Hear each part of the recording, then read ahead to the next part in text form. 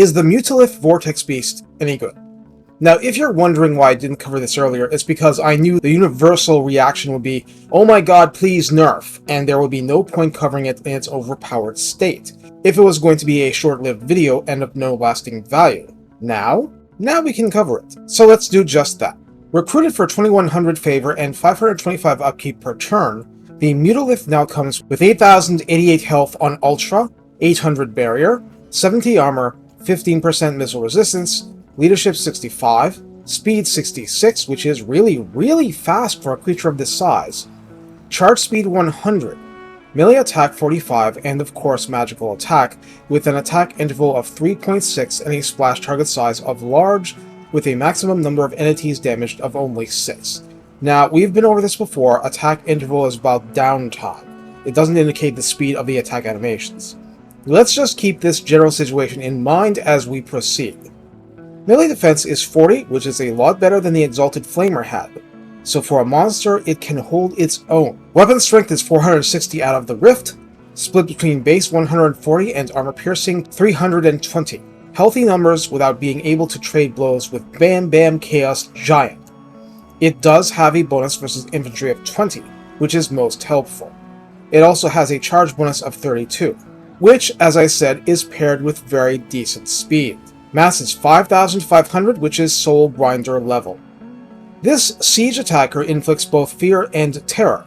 Its Tides of Transformation trait is a Mortis engine effect with a 12-meter radius, and inflicts the disorientation debuff through contact via attacks, inflicting speed minus 30%, melee defense minus 6, and melee attack minus 4 for 22 seconds, but continuing to attack regenerates both effects. Gift of Mutation adds plus 8 melee attack in a 35-meter radius to itself and allies. This is a faction that has few natural means to boost melee attack, so this is a big deal. Finally, Aura of Mutation is its own Mortis engine effect in a 35-meter radius that is enabled if the Vortex Beast is in melee. That's what the card and so on is telling me. So it has a big Mortis engine effect and then a smaller Mortis engine effect concentrated on a more immediate area, while buffing friendlies around it and debuffing enemy troops it crashes into. So why isn't this about the best thing ever if you are a two-headed bird demon? In the Kairos Redline skills, Warped Retainers adds up to 12 armor and plus 6 melee attack to the Vortex Beast. As I said, sources of melee attack are kind of rough, but this just makes it better for the beast itself. Rank 7 beasts benefit from Arsenal of Insanity, gaining plus 12% weapon strength, bonus versus infantry plus 6 on top of the 20 it had earlier, and spell resistance 15%. In other words, the rich get richer. In the Kairos tech tree, the Mutalith was packaged with the Forsaken and Spawn, so Endless Mutation grants 8% casualty replenishment to the beast, and Locus of Contrivance below it as a general minus 3% upkeep to all units, and grants 40% spell resistance to the Vortex Beast itself. This of course stacks with the Arsenal of Insanity benefits.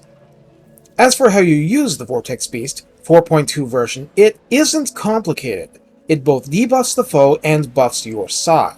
What it loses in pitched battle splash damage, it gains and then some with the Mortis effect. It's not your ace at anti-large, but it's anti-armor, anti-infantry, and to some extent anti-everything. It belongs in the center of the fight, charging in like a war sphinx, and making a big mess of everything. Anything you can get from inflicting terror, along with damage, is awesome. Just keep in mind that this is a wonderful target for anti-monster monsters, like a Bloodthirster or a Pharaoh Carnosaur. Thus, at the highest level of campaign play, what you really want to do is pair it with Chaos Warriors or Chosen with Halberds, since the bonus to melee attack will help them clear out chaff, and they're a Chaos Godsend against the aforementioned monster hunting monsters.